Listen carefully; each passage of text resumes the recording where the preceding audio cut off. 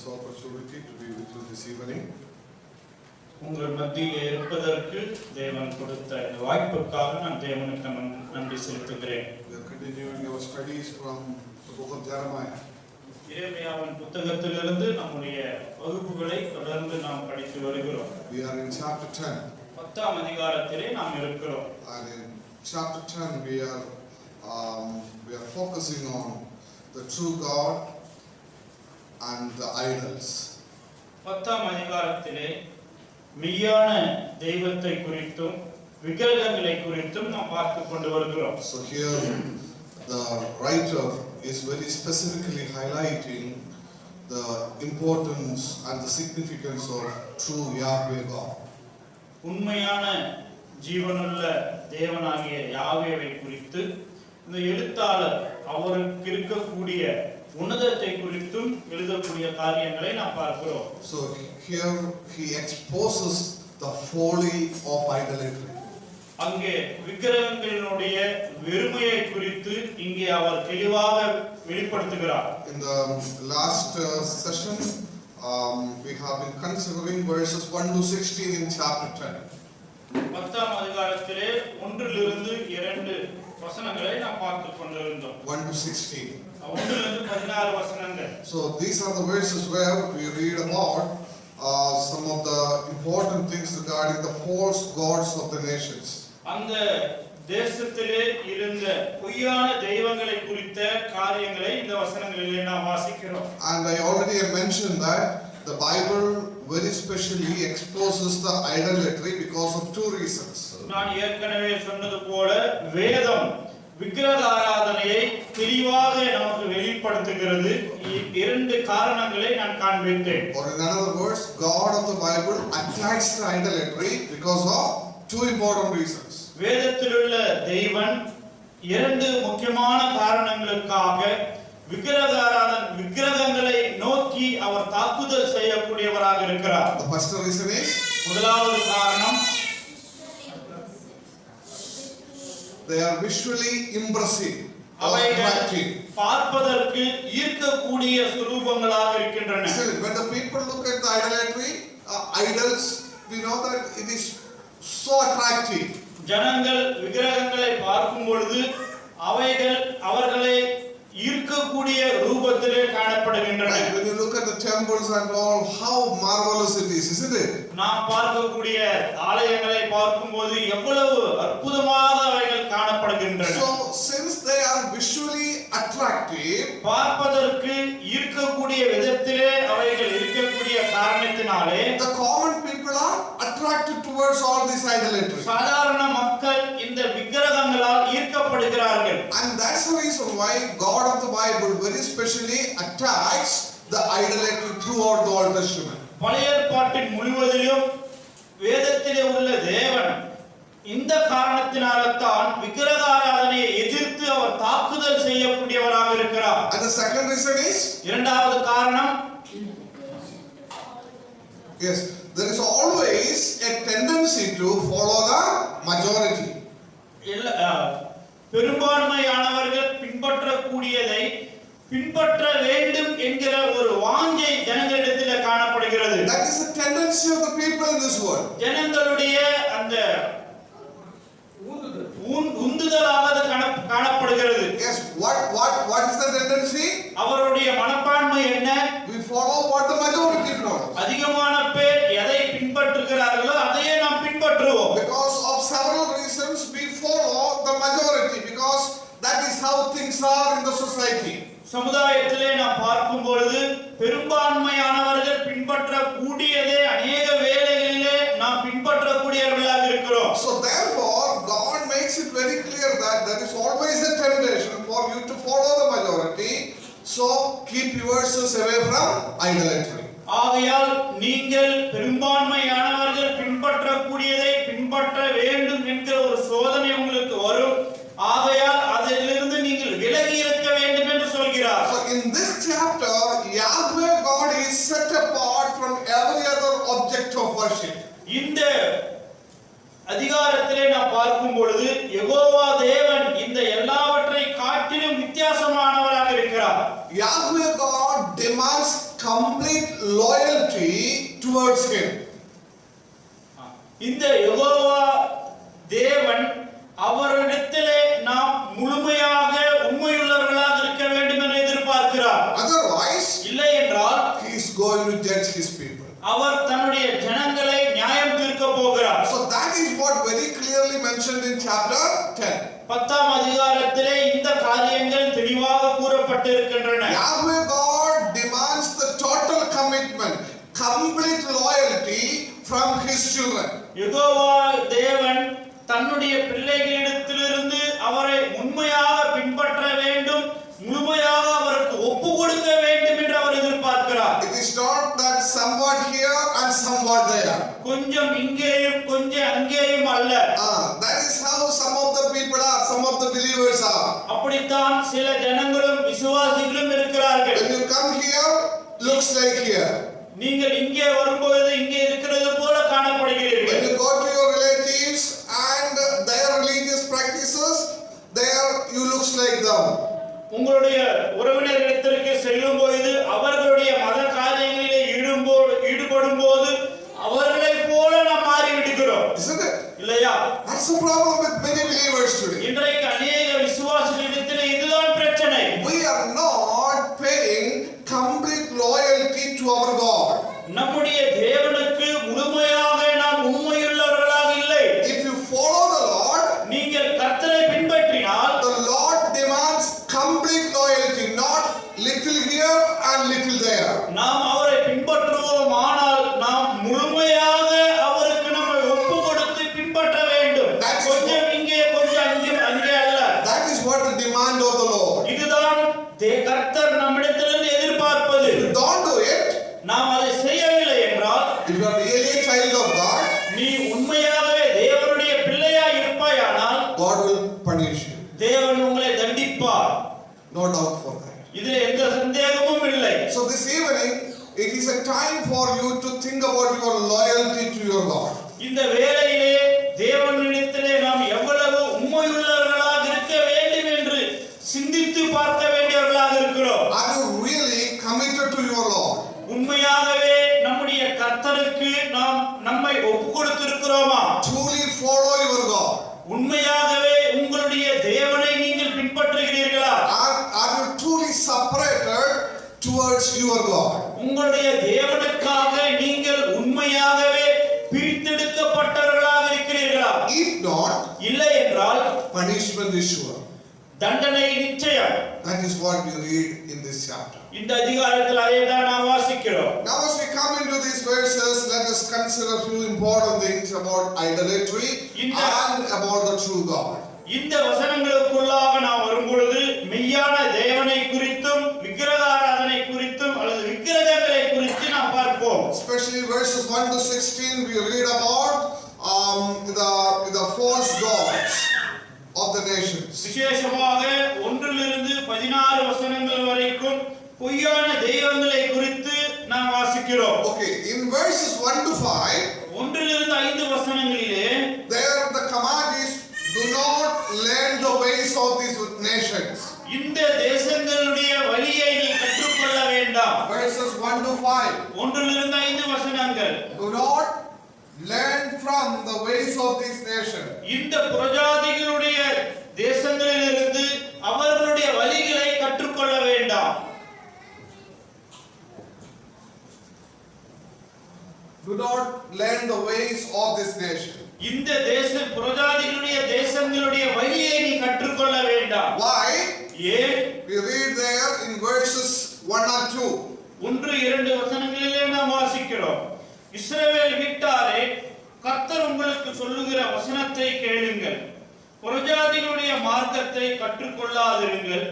வானத்தின் அடையாளங்களாலே புரஜாதிகள் கலங்குகிறார்களே என்று சொல்லி நீங்கள் அவைகளாலே கலங்காதிருங்கள். Yes. What we read there? இங்கே என்ன வாசிக்கிறோம்? They follow the signs of the heavens. வானத்தின் அடையாளங்களை அவர்கள் பின்பற்றுகிறார்கள்.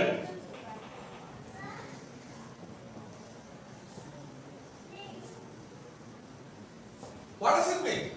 இதனுடைய அர்த்தம் என்ன? They are the people people, the nations, they are the people who follow the signs of the heavens. இந்த புறஜாதிகள் வானத்தினுடைய அடையாளங்களை பின்பற்றுகிறார்கள். Yes. Therefore, the Lord makes it very clear. Don't follow them. Hear the message of the Lord. இது கர்த்தருடைய வார்த்தையா இருக்கிறது. அவர்களுடைய வழிகளை நீங்கள் பின்பற்ற வேண்டாம். You should not become the disciples of the false nations. நீங்கள் அந்த தவறான வழியிலே நடக்கக்கூடிய தேசங்களுக்கு நீங்கள் சீஷர்களாக கூடாது. Now their speciality is they look at the abnormalities in the heavens. அவர்கள் வானத்திலே இருக்கக்கூடிய இயற்கைக்கு அப்பாற்பட்ட காரியங்களை பார்க்கிறார்கள். And they consider it as the signs for something in their life. அவருடைய வாழ்க்கையிலே சில காரியங்களுக்கான அடையாளங்கள் என்று நினைக்கிறார்கள். So they will look at the heaven. If any abnormalities are seen in the heaven, அவர்கள் வானத்தை நோக்கி பார்த்து அங்கே ஏதாவது வித்தியாசமாக தென்பட்டால், if they see a comet there, அங்கே ஒரு விண்கலத்தை பார்த்தால், or if they see eclipse, அல்லது ஒரு கிரகத்தை பார்த்தால், what happened? என்ன நடக்கும்? They say that, oh, it is the sign of something. இது ஏதோ ஒன்றுக்கு அடையாளமாய் இருக்கிறது. But the Lord says, ஆனால் கர்த்தர் சொல்கிறார், don't follow such kind of practices. அப்படிப்பட்ட காரியங்களை நீங்கள் பின்பற்ற வேண்டாம். I am the Lord who controls all these things. நானே கர்த்தர், இவைகள் எல்லாவற்றையும் நான் ஆளுகை செய்கிறேன், கட்டுப்படுத்துகிறேன். I am the Lord who controls everything in the heaven. பரலோகத்தில் இருக்கக்கூடிய எல்லாவற்றையும் அல்லது வானத்தில் இருக்கக்கூடிய எல்லா காரியங்களையும் நான் கட்டுப்படுத்துகிறேன். Then how can you say that? This is the sign of that, this is the sign of this. Who are you to say that? அப்படியாக இருக்குமானால் அது இதற்கான அடையாளம், இது அதற்கான அடையாளம் என்று எப்படி சொல்ல முடியும்? How do you know that? உங்களுக்கு எப்படி தெரியும்? From where you got that revelation?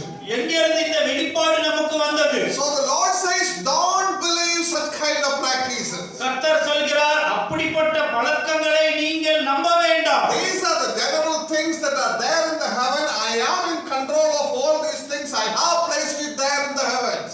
வானத்திலே இந்த காரியங்கள் நடந்து கொண்டுதான் இருக்கிறது. அவைகளை நான் அந்த இடத்திலே வைத்திருக்கிறேன். எல்லாம் என்னுடைய கட்டுப்பாட்டிலே இருக்கிறது என்று சொல்கிறார். So don't learn from the ways of the Gentile nation. புறஜாதிகளுடைய தேசத்திலே உள்ள காரியங்களை நீங்கள் கற்றுக்கொள்ள வேண்டாம். Number one, the reason is they follow the signs in the heavens. முதலாவதான காரியம், வானத்திலே இருக்கக்கூடிய அடையாளங்களை அவர்கள் பின்பற்றுகிறார்கள். The second reason is in verses 3 to 5. இரண்டாவது காரணம் 3 லிருந்து 5 வசனங்களிலே வாசிக்கிறோம். You can read that. ஜனங்களின் வழிபாடுகள் வீணாயிருக்கிறது. காட்டில் ஒரு மரத்தை வெட்டுகிறார்கள், அது தச்சன் கையாளுகிற வாட்சியால் பணிப்படும். வெள்ளியினாலும் பொன்னினாலும் அதை அலங்கரித்து அது அசையாதபடிக்கு அதை ஆணிகளாலும் சுத்திகளாலும் உறுதியாக்குகிறார்கள். அவைகள் பனை போல நெட்டையாய் நிற்கிறது. அவைகள் பேச மாட்டாதவைகள். அவைகள் நடக்க மாட்டாததினால் சுமக்கப்பட வேண்டும். அவைகளுக்கு பயப்பட வேண்டாம். அவைகள் தீமை செய்யக்கூடாது. நன்மை செய்யவும் அவைகளுக்கு சக்தி இல்லை என்று கர்த்தர் சொல்கிறார். Okay. Now look at the second reason why we should not learn from the ways of the Gentile nations. ஏன் புறஜாதிகளுடைய பழக்கங்களை நாம் கற்றுக்கொள்ள கூடாது? The second reason is they follow the futile customs of worshipping the idols. விக்கிரகங்களை ஆராதிக்கக்கூடிய வீணான வழிபாடுகளை அவர்கள் பின்பற்றுகிறார்கள். Yes, they follow the futile customs of the idols, worshipping the idols. விக்கிரகங்களுக்கு ஆராதனை செய்யக்கூடிய வீணான வழிபாடுகளை அவர்கள் பின்பற்றுகிறார்கள். So one thing that he makes very clear in these verses, இந்த வசனங்களிலே ஒரு காரியத்தை அவர் மிகவும் தெளிவுபடுத்துகிறார். the idols are empty, they are nothing. விக்கிரகங்கள் வெறுமையானவைகள், ஒன்றுமில்லாதவைகள். And especially 6 important things are mentioned about the idols in these verses. இந்த வசனங்களிலே இந்த விக்கிரகங்களை குறித்து 6 முக்கியமான காரியங்கள் சொல்லப்பட்டிருக்கின்றன. Yeah, the first thing that is mentioned here about idols is இந்த விக்கிரகங்களை குறித்து சொல்லப்பட்டிருக்கிற முதல் காரியம், they are the works of hands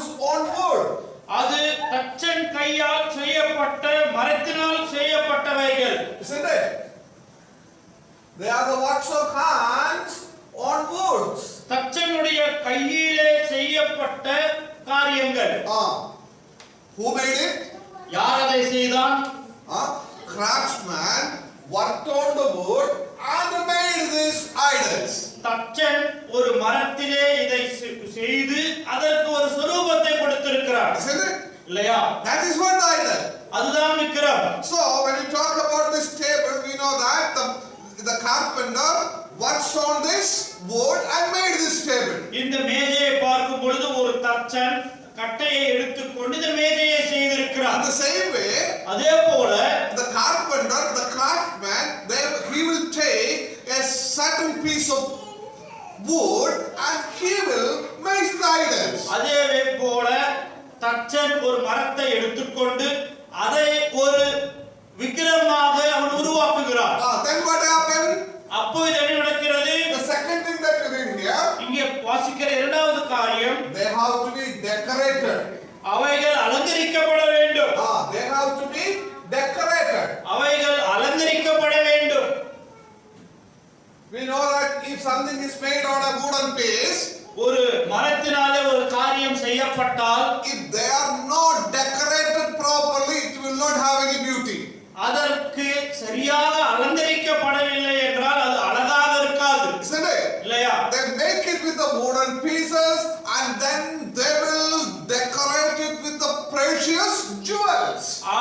மரத்தினாலே அதை செய்து விலையேற பெற்ற காரியத்தினாலே அதை அலங்கரிக்கிறார்கள். They use the costly metals to decorate these idols. இந்த விக்கிரகங்களை அலங்கரிப்பதற்கு விலையுயர்ந்த தாது பொருட்களை உபயோகிக்கிறார்கள். Isn't it? Now we hear some news in nowadays about some of the temples. இன்றைக்கு இருக்கக்கூடிய ஆலயங்களை குறித்து நாம் செய்திகளிலே கேட்கிறோம். And especially about Sabarimala, you must have heard. விசேஷமாக சபரிமலையை குறித்து கேட்டிருப்பீர்கள். The gold which was used for decorating the idol is missing. அங்கே இருந்த விக்கிரகத்தை அலங்கரிக்க கூடிய தங்கம் காணவில்லை. Right? It was decorated by gold actually. அது பொன்னினாலே தான் அலங்கரிக்கப்பட்டது. Some of these people taken for more decoration. அவர்கள் இன்னும் அதிகமாக அலங்கரிக்க வேண்டும் என்று யாரோ எடுத்து விட்டார்கள். So when it came back, அது திரும்ப வந்தபோது what happened? Gold is missing. அங்கே தங்கம் இல்லை. Right? So this is how they are decorating the idols in their temples. அவருடைய ஆலயங்களிலே எப்படித்தான் விக்கிரகங்களை அலங்கரிக்கிறார்கள். So they are the works of hands on the woods. அவைகள் தச்சனுடைய கரத்தினாலே செய்யப்பட்டவைகள். And second, they have to be decorated. அவைகள் அலங்கரிக்கப்பட வேண்டும். And then the third important thing, மூன்றாவது காரியம், they have to be fastened down so they won't topple over. அது அசையாதபடிக்கு ஆணிகளாலும் சுத்திகளாலும் உறுதியாக்கப்பட வேண்டும். That is another important thing. இது இன்னொரு முக்கியமான காரியம். They have to be fastened down. அவைகள் உறுதியாக்கப்பட வேண்டும்.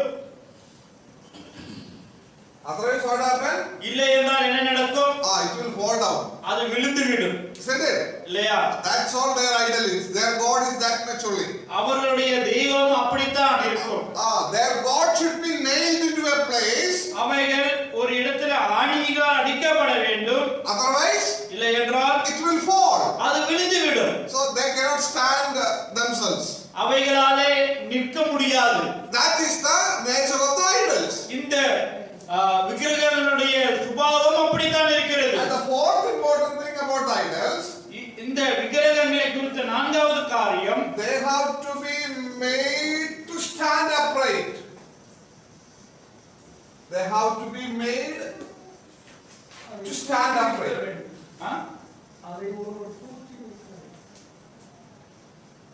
சுமக்கப்பட வேண்டும்.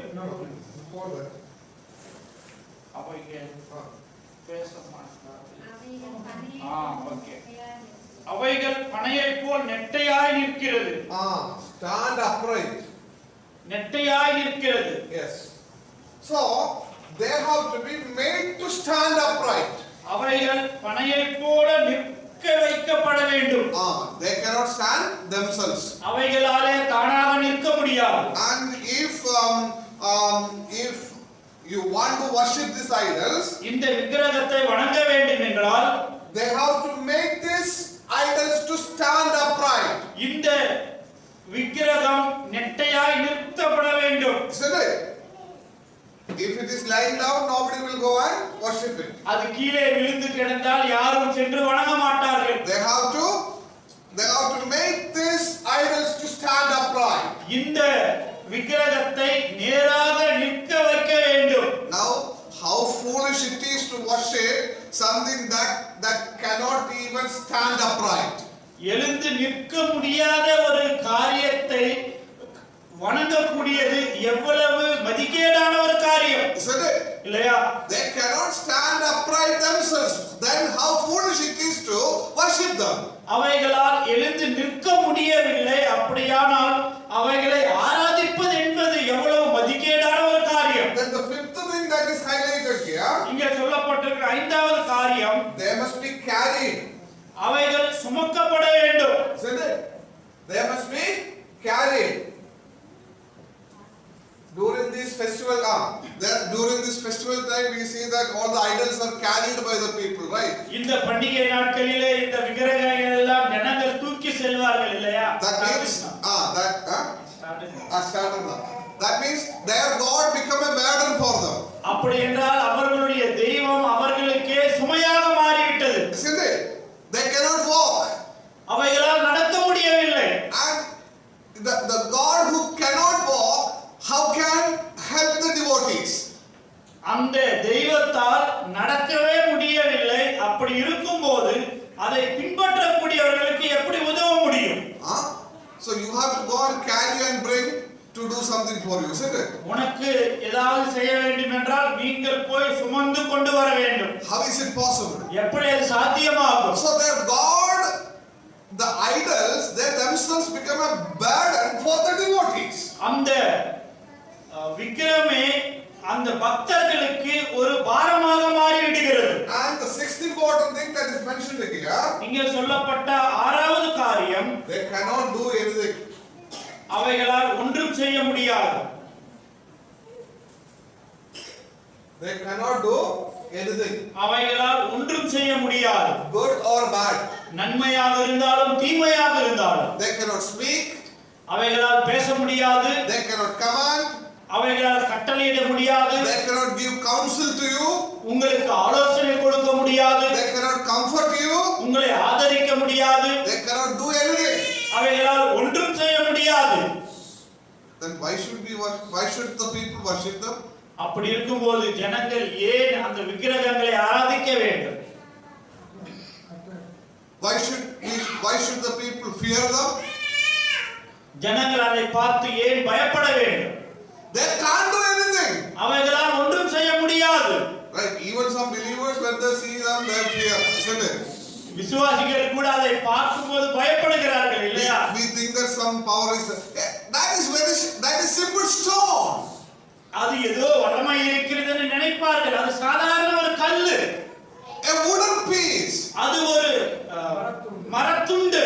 They cannot do anything. அவைகளால் ஒன்றும் செய்ய முடியாது. They cannot do anything to anybody in this world. இந்த உலகத்திலே யாருக்கும் அந்த விக்கிரகங்கள் ஒன்றும் செய்ய முடியாது. They are nothing. அவைகள் ஒன்றுமில்லை. Then why the people fear them? அப்படி இருக்கும்போது ஏன் ஜனங்களை அதை பார்த்து பயப்படுகிறார்கள்? That is the reason why Bible says it is foolishness. அந்த காரணத்தினால் தான் வேதம் சொல்கிறது அது ஒரு மதிக்கேடான காரியம். In the book of 1 Corinthians, the Apostle Paul makes it very clear. See, you no need to fear about these idols. They are nothing. கொரிந்தியர் முதல் நிருபத்திலே பவுல் மிகவும் தெளிவுபடுத்துகிறார்.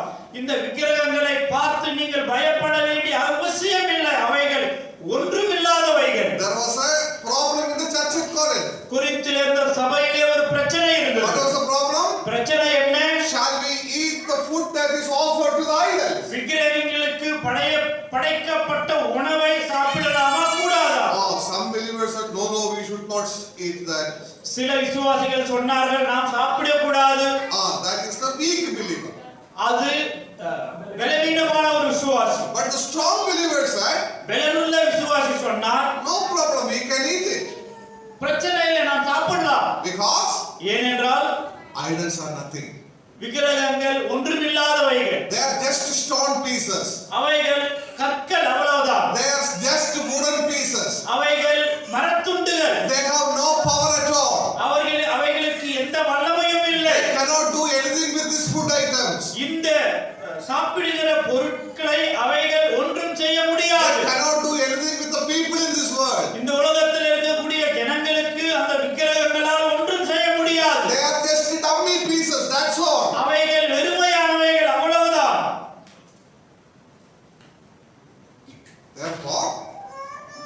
Therefore, ஆகையால் it is foolish to go after the idols.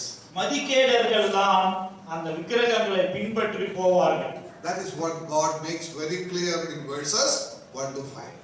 அந்த காரியத்தை தான் 1 இலிருந்து 5 வசனங்களிலே தேவன் மிகவும் தெளிவுபடுத்துகிறார். Don't learn from the ways of the Gentile nations. புறஜாதிகளுடைய தேசங்களில் உள்ள காரியங்களை நீங்கள் கற்றுக்கொள்ள They வேண்டும். follow the signs in the heavens. வானத்தினுடைய அடையாளங்களை பின்பற்றினார்கள். They follow the futile customs of worshiping the idols. புறஜாதிகள் அங்கே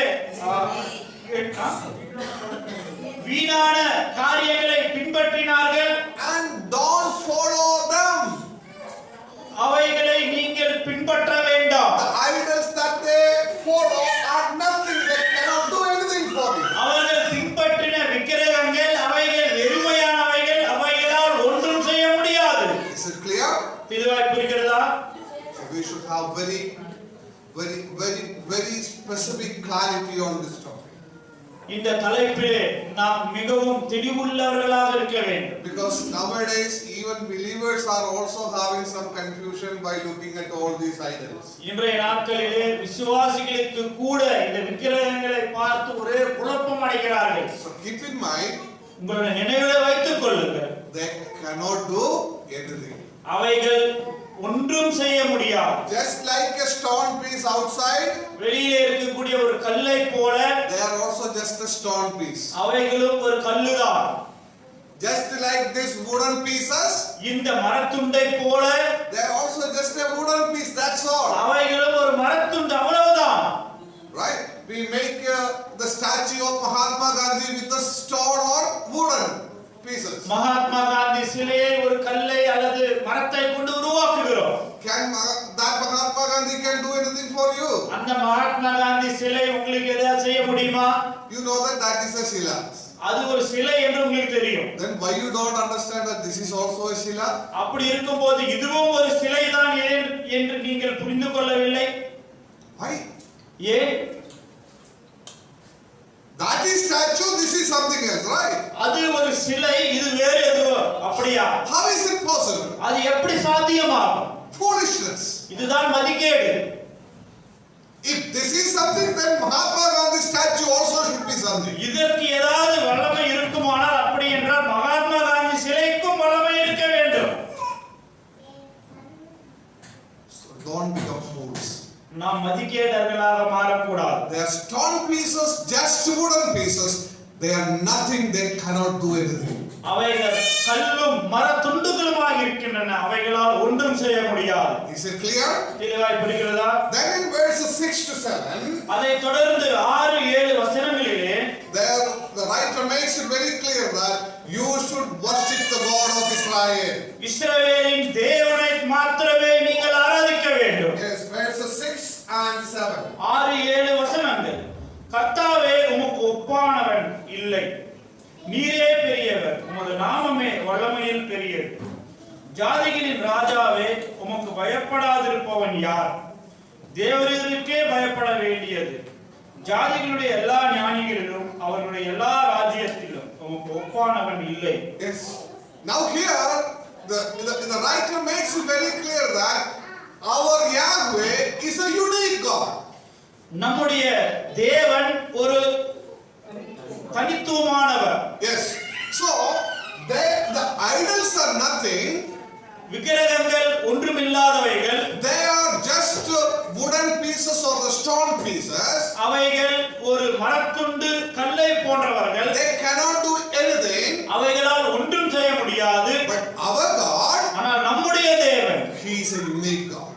அவர் ஒரு தனித்துவமான தேவன். What are the uniqueness of our God? நம்முடைய தேவனுடைய தனித்துவங்கள் என்ன? There are two things that are very specifically mentioned there.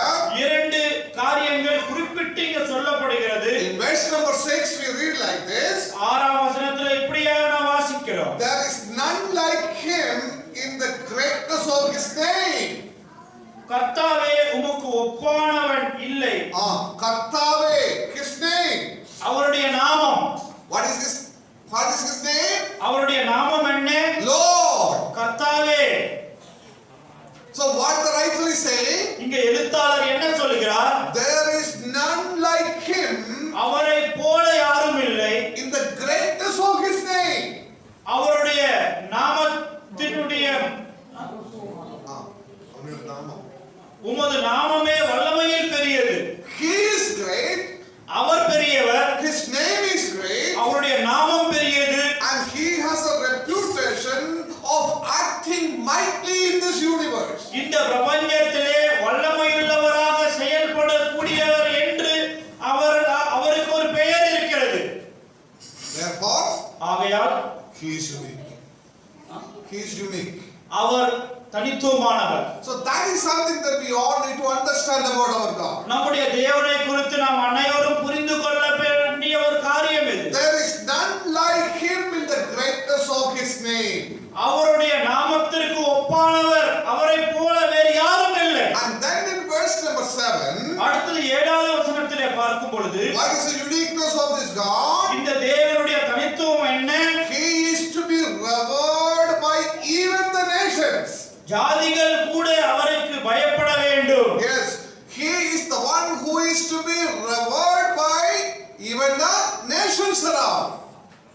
அவர் அந்த இஸ்ரவேலை சுற்றிலும் உள்ள ராஜ்யங்களும் அவரை பார்த்து பயப்பட வேண்டும். Because ஏனென்றால் he is sovereign over all nations. அவர் எல்லா ராஜ்யத்திற்கும் மேலாக சர்வ வல்லமையுள்ளவராக இருக்கிறார். He is wiser than all. எல்லாரை காட்டிலும் அவர் ஞானம் உள்ளவர். And especially in verse number 5, people naturally need to fear him because he is all in all and he is sovereign over all. விசேஷமாக 5ஆம் வசனத்தை நாம் வாசிக்கும் பொழுது ஜனங்கள் அவர்களாகவே அவருக்கு பயப்பட வேண்டும். அவரை காட்டிலும் வல்லமையுள்ளவர் இவர் யாரும் இல்லை. So he is the one who is having sovereignty over all nations.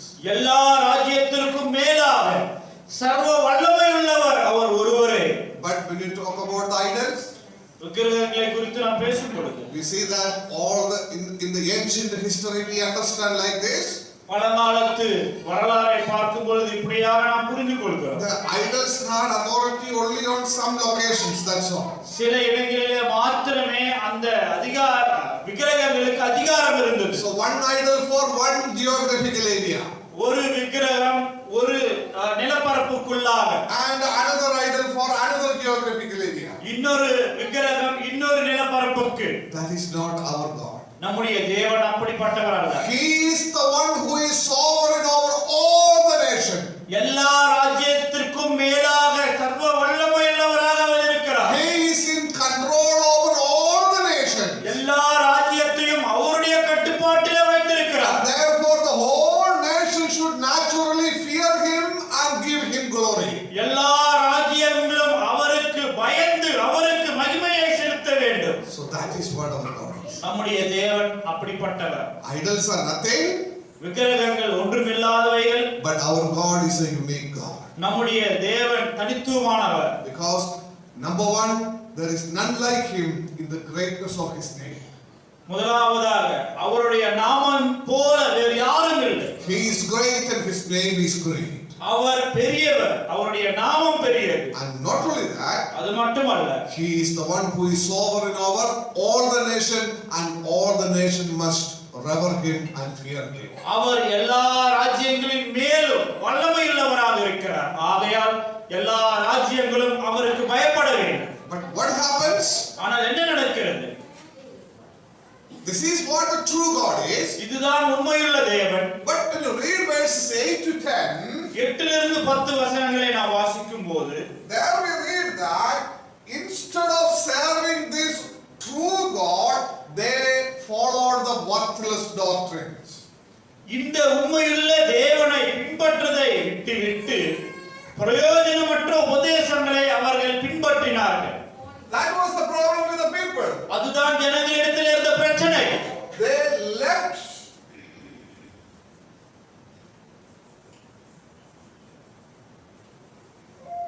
They left the Yahweh God. யாவே தேவனை அவர்கள் விட்டுவிட்டார்கள். They did not serve the Yahweh God. அந்த தேவனை அவர்கள் ஆராதிப்பதை விட்டுவிட்டார்கள். They did not serve the God of Israel. இஸ்ரவேலுடைய தேவனை அவர்கள் ஆராதிக்கவில்லை. Instead, மாறாக they went after the worthless doctrines of this world. இந்த உலகத்தினுடைய பிரயோஜனமற்ற உபதேசங்களை பின்பற்றி சென்றார்கள். When we read verse number 8, 8ஆம் வசனத்தை நாம் வாசிக்கும் போது அவர்கள் யாவரும் மிருக குணமும் மதியீனமும் உள்ளவர்கள். அந்த கட்டை மாயையான போதகமாய் இருக்கிறது. What we read there in verse 8, we read that they are dull-hearted and foolish. அவர்கள் மிருக குணமும் மதியீனமும் உள்ளவர்கள். They are dull-hearted, they are foolish people. அவர்கள் மதியீனம் உள்ளவர்கள். They follow the worthless doctrine. அவர்கள் பிரயோஜனமற்ற உபதேசத்தை பின்பற்றுகிறார்கள். Not only that, அது மட்டுமல்ல, look at verse 9 also. 9ஆம் வசனத்தை பார்க்கலாம். தகடாக்கப்பட்ட வெள்ளி தர்ஷீஷிலும் பொன் உப்பாசிலும் இருந்து கொண்டு வரப்பட்டு அவைகள் தொழிலாளியினாலும் தட்டான் கைகளினாலும் செய்யப்படுகிறது. இளநீலமும் ரத்தாம்பரமும் அவைகளின் உடுமானம். அவைகள் எல்லாம் தொழிலாளிகளின் கைவேலையாய் இருக்கிறது. Yes. So when we look at verse 8, the last part, and also verse number 9, 8ஆம் அதிகாரத்தினுடைய கடைசி பகுதியும் 9ஆம் வசனத்தையும் நாம் சேர்த்து பார்க்கும்போது there we read that, see, they are ashamed in following this worthless doctrine. இந்த பிரயோஜனமான மாயையான போதகத்தை பின்பற்றப்படுவதனாலே அவர்கள் அங்கே வெட்கமடைகிறார்கள். What they worship bring only shame unto them. அவர்கள் ஆராதித்த காரியம் அவர்களுக்கு வெட்கத்தை மாத்திரமே கொண்டு வருகிறது. Why? ஏன்? Because they accomplish nothing. அவர்களால் ஒன்றும் செய்து முடிக்க முடியவில்லை. And very specifically mentioned here, இங்கே தெளிவாக சொல்லப்பட்டிருக்கிறது, this is a useless, worthless doctrine. இது மாயையான பிரயோஜனமற்ற ஒரு போதகம். And they beautify their gods with their own hands. தங்களுடைய கைகளினாலே தங்களுடைய தெய்வங்களை அலங்கரிக்கிறார்கள். They import gold, silver and the craftsman from different places. வெள்ளி, பொன் இப்படிப்பட்ட காரியங்களை வெவ்வேறு இடங்களிலிருந்து கொண்டு வருகிறார்கள். And they beautify all these images with their own hands. இந்த எல்லா சுரூபங்களையும் தங்களுடைய கைகளினாலே அலங்கரிக்கிறார்கள். That means அப்படி என்றால் it had no glory of its own. அவைகளுக்கு தானாகவே எந்த மகிமையும் இல்லை. You have to beautify it. நீங்கள் அதை அலங்கரிக்க வேண்டும். They had no glory of its own. தன்னுடைய சுய மகிமை இல்லாத விக்கிரகங்கள். So what a worthless doctrine it is. எவ்வளவு மாயையான ஒரு போதகம் அது. So they followed the worthless doctrines which has no meaning at all. மாயமான போதகத்தை, பிரயோஜனமில்லாத அர்த்தமில்லாத போதகத்தை அவர்கள் பின்பற்றினார்கள். Not only that, if you look at verse number 10, அதை தொடர்ந்து 10ஆம் வசனத்தை பார்க்கும்போது, கர்த்தரோ மெய்யான தெய்வம், அவர் ஜீவனுள்ள தேவன், நித்திய ராஜா. அவருடைய கோபத்தினால் பூமி அதிரும், அவருடைய உக்கிரகத்தை ஜாதிகள் சகிக்க மாட்டார்கள். they ignored the true God. மெய்யான தேவனை அவர்கள் மறுதலித்தார்கள். You understand that? உங்களுக்கு புரிகிறதா? They ignored the true God and followed these worthless doctrines. மெய்யான தெய்வத்தை உதாசீனப்படுத்தி இந்த மாயையான போதகத்தை பின்பற்றினார்கள். Now when you read verse number 10, 10ஆம் வசனத்தை பார்க்கும் பொழுது there are four important things mentioned about the true God. உண்மையான தேவனை குறித்து 4 காரியங்கள் சொல்லப்பட்டிருக்கிறது. What are the things mentioned about the true God? மெய்யான தெய்வத்தை குறித்து என்ன காரியங்கள் சொல்லப்பட்டிருக்கிறது? Number 1, முதலாவது, He is true. அவர் மெய்யான தெய்வம். Idols are false gods. விக்கிரகங்கள் அங்கே பொய்யான தெய்வங்கள். Our God the Yahweh God is true, Jehovah தேவன் மெய்யான தேவன், idols are false gods. விக்கிரகங்கள் பொய்யான விக்கிரகங்கள். Number 2, இரண்டாவது, Yahweh God is a living God, Jehovah தேவன் ஜீவனுள்ளவர், but the idols are dead. ஆனால் விக்கிரகங்கள் மரித்து போனவைகள், No life in it, அதிலே ஜீவன் இல்லை, no existence at all. அவைகள் அங்கே காணப்படுவதில்லை. They are just stones and wood. அவைகள் கற்களும் மரத்துண்டுகளுமாய் இருக்கின்றன. But the God of Bible, the God of Israel is a living God. வேதத்தில் உள்ள தேவன், இஸ்ரவேலுடைய தேவன், அவர் ஜீவனுள்ள தேவனாய் இருக்கிறார். And the third important thing about this God, இந்த தேவனை குறித்து மூன்றாவது ஒரு காரியம், he is an everlasting king. அவர் நித்திய ராஜா. Isn't it? இல்லையா? He is an everlasting king. அவர் நித்தியமான ராஜா. But the false gods, ஆனால் பொய்யான தெய்வங்கள், they are temporary and destructible. அவைகள் தற்காலிகமானவைகள், அழித்து போடக்கூடியவைகள். Anybody can simply destroy it. யாரா இருந்தாலும் அவைகளை நொறுக்கி போட்டு விட முடியும். One hammer is enough, that's all. ஒரு சுத்தியல் போதும், அவ்வளவுதான். But our God, ஆனால் நம்முடைய தேவன், he is the eternal king. அவர் நித்திய ராஜாவாக இருக்கிறார். He lives forever. அவர் நித்தியம் வாழக்கூடியவராக இருக்கிறார். And the fourth important thing, நான்காவது முக்கியமான காரியம், he makes the nations to tremble at his word. அவருடைய கோபத்தினால் பூமியை அதிர செய்கிறார். He makes the nations to tremble at his word. அவருடைய கிரியையை பார்க்கும்போது தேசங்களும் ஜாதிகளும் அங்கே சகித்துக் கொள்ள முடியாத ஒரு நிலைமை. That means he is the one who controls the entire universe and entire nation. அப்படி என்றால் எல்லா ஜாதிகளையும் எல்லா பிரபஞ்சத்தையும் ஆளுகை செய்யக்கூடியவராக அவர் இருக்கிறார். Idol has no power over any nations. விக்கிரகங்களுக்கு எந்த தேசத்தின் மீதும் வல்லமையே இல்லை. Idols cannot make any nations to tremble. விக்கிரகங்கள் எந்த தேசத்தையும் அதிர பண்ண முடியாது. And the idols are nothing and they cannot do anything with the nation. விக்கிரகங்கள் பொய்யானவைகள், எந்த தேசத்தையும் அவைகளால் ஒன்றும் செய்ய முடியாது. They are unable to do anything good or bad for the nation. தேசத்திற்கு எந்த நன்மையும் தீமையும் அவைகளால் செய்ய முடியாது. No feelings, nothing. அதற்கு எந்த ஒரு உணர்வும் இல்லை. That is what these false gods. இவைதான் பொய்யான தெய்வங்கள். But the true God, ஆனால் உண்மையுள்ள தேவன், the God of Israel, இஸ்ரவேலுடைய தேவன், he is the one who controls all the universe. அவர் ஒருவரே பிரபஞ்சத்தை முழுவதையும் ஆளுகை He is செய்யக்கூடியவர். the one who controls all the nations in this world. இந்த உலகத்திலே உள்ள எல்லா தேசங்களையும் எல்லா ஜாதிகளையும் அவரே கட்டுப்படுத்துகிறார். But these people who follow this worthless doctrine, they ignore this true God. இந்த மாயமான போதகத்தை பின்பற்றக்கூடியவர்கள் இந்த மெய்யான தேவனை விட்டுவிடக்கூடியவர்களாக இருக்கிறார்கள். And they follow the worthless doctrines.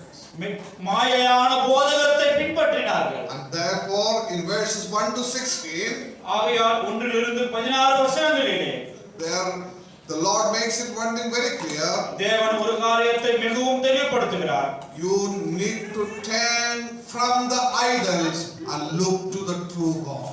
நீங்கள் அந்த விக்கிரகத்தை விட்டு திரும்பி மெய்யான தேவனை நீங்கள் நோக்கி பார்க்க வேண்டும். So it is a very specific command given by the Lord to the people of Israel. இஸ்ரவேல் ஜனங்களை பார்த்து தேவன் குறிப்பிட்டு சொன்ன ஒரு கட்டளை இது. You are to turn away from these idols. இந்த விக்கிரகங்களை விட்டு நீங்கள் திரும்ப வேண்டும். And you have to look to the one true God. நீங்கள் ஒரே மெய்யான தேவனை நோக்கி பார்க்க வேண்டும். Verses 11 to 16. 11 இலிருந்து 16 வசனங்கள். Look to only one true God. ஒரே ஒரு தேவன், உண்மையுள்ளவர், அவரை நீங்கள் நோக்கி பார்க்க வேண்டும். So turn away from all these idols who are useless. இந்த பிரயோஜனமற்ற விக்கிரகங்களை விட்டு திரும்புங்கள். So in verse number 11, 11ஆம் வசனத்திலே the response, the expected response is very specifically mentioned. இங்கே இந்த எழுத்தாளர் மிகவும் தெளிவாக குறிப்பிடுகிறார். வானத்தையும் பூமியையும் உண்டாக்காத தெய்வங்கள் பூமியிலும் இந்த வானத்தின் கீழும் இராதபடிக்கு அழிந்து போகும் என்பதை அவர்களுக்கு சொல்லுங்கள். Yes, what do you read there? இங்கே என்ன வாசிக்கிறோம்? What do you read there? The Lord made it very clear. தேவன் இங்கே தெளிவுபடுத்துகிறார். You should tell them that the idols would perish. இந்த தெய்வங்கள் அழிந்து போகும். Because ஏனென்றால் they were human creations. அவைகள் மனிதரால் உண்டாக்கப்பட்டவைகள். They are not divine creations. அவைகள் தெய்வீக சிருஷ்டிகள் அல்ல. So they should return from them and follow the only true God. அவர்கள் அந்த விக்கிரகங்களை விட்டு திரும்பி உண்மையுள்ள தேவனை அவர்கள் பின்பற்ற வேண்டும். Because ஏனென்றால் all these idols are going to be finished. இந்த எல்லா விக்கிரகங்களும் அழிந்து போகின்றன. Because they are made by the human heart. அவைகள் மனிதனுடைய கரத்தினாலே உண்டாக்கப்பட்டவைகள். Then look at verses 12 to 16. 12 இலிருந்து 16 வசனங்களை பாருங்கள். அவரே பூமியை தம்முடைய வல்லமையினால் உண்டாக்கி பூச்சக்கரத்தை தம்முடைய ஞானத்தினால் படைத்து வானத்தை தம்முடைய அறிவினால் விரித்தார். அவர் சத்தமிடுகையில் வானத்திலே திரளான தண்ணீர் உண்டாகிறது. அவர் பூமியின் கடையாந்தரங்களிலிருந்து மேகங்களை எழும்ப பண்ணி மழையுடனே மின்னல்களை உண்டாக்கி காற்றை தமது பண்டக சாலைகளிலிருந்து புறப்பட பண்ணுகிறார். மனுஷர் அனைவரும் அறிவில்லாமல் மிருக குணம் உள்ளவர்கள் ஆனார்கள். தட்டார் அனைவரும் வார்ப்பித்த சுரூபங்களாலே வெற்றி போகிறார்கள். அவர்கள் வார்ப்பித்த விக்கிரகம் பொய்யோ, அவைகளின் ஆவி இல்லை. அவைகள் மாயையும் மகா எத்தனமான கிரியையுமாய் இருக்கிறது. அவைகள் விசாரிக்கப்படும் நாளிலே அழியும். யாக்கோபின் பங்கா இருக்கிறவர்கள் அவைகளை அல்ல, அவர் சர்வத்தையும் உருவாக்கினவர். இஸ்ரவேல் அவருடைய சுதந்திரமான கோத்திரம். சேனைகளின் கர்த்தர் என்பது அவருடைய நாமம். Yes. So why these false gods are going to be destroyed and perished? ஏன் இந்த பொய்யான தெய்வங்கள் அழிந்து போகிறது? Because there are three important reasons highlighted here. இங்கே மூன்று முக்கியமான காரியங்கள் குறிப்பிட்டு சொல்லப்பட்டிருக்கின்றன. In verse number 12, 12ஆம் வசனத்திலே because of the creative power of our God. நம்முடைய தேவனுடைய சிருஷ்டிப்பின் வல்லமையினாலே our God's power is very specifically highlighted here. நம்முடைய தேவனுடைய குறிப்பிட்டு சொல்லப்பட்டிருக்கிறது. His wisdom, his power, his understanding are reason for what we see around. அவருடைய ஞானம், அவருடைய வல்லமை என்பது நாம் காணக்கூடிய காரியங்களிலிருந்து நமக்கு திருஷ்டாந்தமாகிறது. So his power is the reason of this creation. அவருடைய வல்லமையினாலே இந்த எல்லா காரியங்களும் சிருஷ்டிக்கப்பட்டிருக்கின்றன. With his power he established this universe. அவருடைய வல்லமையினாலே இந்த பிரபஞ்சத்தை அவர் நிர்மித்திருக்கிறார். And therefore we need to understand that in comparison to this God, the idols are nothing. They are going to be perished here in this earth itself. ஆகையால் இந்த காரணத்தினாலே அவர் ஒருவரே வல்லமையுள்ளவர். இந்த விக்கிரகங்கள் எல்லாம் இந்த உலகத்திலே அழிந்து போகின்றன. Because you made it from the earth. ஏனென்றால் நீங்கள் இந்த பூமியிலிருந்து எடுத்துதான் உருவாக்கினீர்கள். So I am going to perish them, I am going to destroy them in this earth itself. ஆகையால் அவைகளை இந்த உலகத்திலேயே நான் அழிக்க போகிறேன். I am the God who created everything with my power. நானே வல்லமையுள்ளவர். என்னுடைய வல்லமையினால் இந்த உலகத்தை சிருஷ்டித்தேன். So verse 12 is talking about his creative power. 12வது வசனம் அவருடைய சிருஷ்டிப்பின் வல்லமையை குறித்து பேசுகிறது. And verse 13 is talking about his power over the creation. 13ஆம் வசனத்திலே சிருஷ்டியின் மீது அவருக்கு இருக்கக்கூடிய வல்லமையை குறித்து பேசுகிறது. It is not just he has the creative power. அவருக்கு சிருஷ்டிக்கக்கூடிய வல்லமை மாத்திரமல்ல, he also has the power over the creation. சிருஷ்டிப்பின் மீதும் அவருக்கு இருக்கக்கூடிய வல்லமை. You see the rain. மழையை பாருங்கள். He controls it. அதை அவர் கட்டுப்படுத்துகிறார். You see the storm. நீங்கள் அங்கே காற்றை பாருங்கள். He controls it. அவர் அதை கட்டுப்படுத்துகிறார். You see the lightning. நீங்கள் அங்கே மின்னலை பாருங்கள். He controls it. அவர் அதை கட்டுப்படுத்துகிறார். You see the wind. நீங்கள் காற்றை பாருங்கள். He controls it. அவர் அதை கட்டுப்படுத்துகிறார். That means அப்படி என்றால் our God has the power over the creation. சிருஷ்டிப்பின் மீது அவருக்கு ஒருவருக்கே வல்லமை உள்ளது. So that is what our unique God. நம்முடைய தேவன் இப்படித்தான் தனித்துவமானவர். And then in verses 14 to 16, 14 வசனங்களிலே there he says that our God is superior over the idols in this world. இந்த உலகத்திலே இருக்கக்கூடிய விக்கிரகங்களின் மீது அவர் பெரியவராக இருக்கிறார். He is the one who is superior over all the idols in this world. எல்லா விக்கிரகங்களை காட்டிலும் அவரே உன்னதமானவராக இருக்கிறார். Yes, why? ஏன்? The idols cannot do anything. விக்கிரகங்களால் ஒன்றும் செய்ய முடியாது. And they are unable to defend themselves. அவைகளை தாங்களே பாதுகாத்துக் கொள்ளவும் முடியாது. Idols have no worth at all. விக்கிரகங்களுக்கு எந்த ஒரு தகுதியும் இல்லை. And all those people go and worship before them. எல்லா ஜனங்களும் அவைகளுக்கு முன்பாக சென்று ஆராதிக்கிறார்கள். Do they speak anything? அவைகள் ஏதாவது பேசுமா? You are making so much of noise in front of them. அவைகளுக்கு முன்பாக நீங்கள் எவ்வளவோ சத்தம் போடுகிறீர்கள். Do they talk? அவைகள் பேசுமா? Nothing. இல்லை. That means அப்படி என்றால் they mock those who make the idols, mock those who worship them with the silence.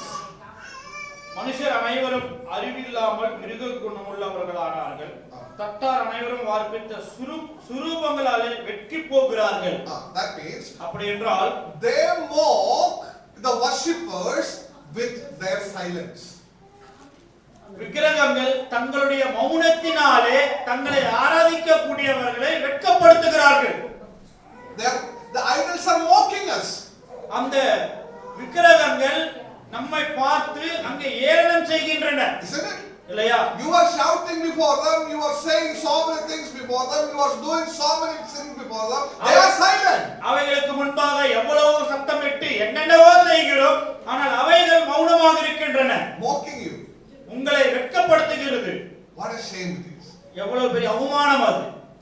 So here the writer makes it very clear. இந்த எழுத்தாளர் மிகவும் தெளிவுபடுத்துகிறார். Our God is the one who has superiority over all the idols in this world. இந்த உலகத்தில் இருக்கக்கூடிய எல்லா விக்கிரகங்களை காட்டிலும் மிகவும் பெரியவர் உன்னதமானவர் நம்முடைய தேவன். All these idols are going to be finished. இந்த எல்லா விக்கிரகங்களும் அழிய போகின்றன. Why?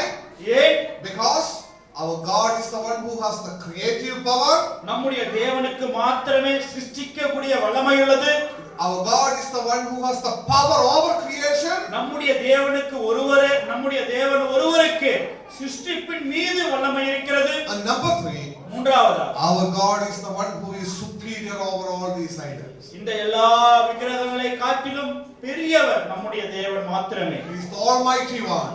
அவர் ஒருவரே சர்வவல்லவர். He is going to destroy all these idols. அவர் இந்த எல்லா விக்கிரகங்களையும் அழிக்க போகிறார். So the Lord says, tell to them, all these idols before whom you worship are going to be finished.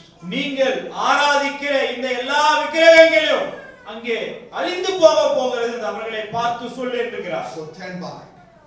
என்னிடத்திற்கு திரும்புவார்கள். Turn back and follow the only true God. நீங்கள் திரும்பி வந்து மெய்யான தேவனை மாத்திரமே நீங்கள் பின்பற்றுங்கள். So that is what the encouragement given here to the people of Israel. இஸ்ரவேல் ஜனங்களுக்கு இப்படிப்பட்ட ஒரு உற்சாகம் தான் இங்கே கொடுக்கப்படுகிறது. So this evening as we conclude here, இந்த இரவிலே நாம் இங்கே முடிக்க போகிறோம். we need to have a clarity about our God. நம்முடைய தேவனை குறித்து நமக்கு தெளிவான ஒரு புரிதல் இருக்க வேண்டும். There are so many idols around us. நம்மை சுற்றிலும் எத்தனையோ விக்கிரகங்கள் இருக்கின்றன. It is not little here and little there. அது இங்கே கொஞ்சம் அங்கே கொஞ்சமாக இருக்க கூடாது. That should not be our life. நம்முடைய வாழ்க்கை அப்படி இருக்க கூடாது. The complete loyalty should be given to our God. நம்முடைய தேவனுக்கு நாம் முழுமையாக உண்மையுள்ளவர்களாக இருக்க வேண்டும். Because He is sovereign.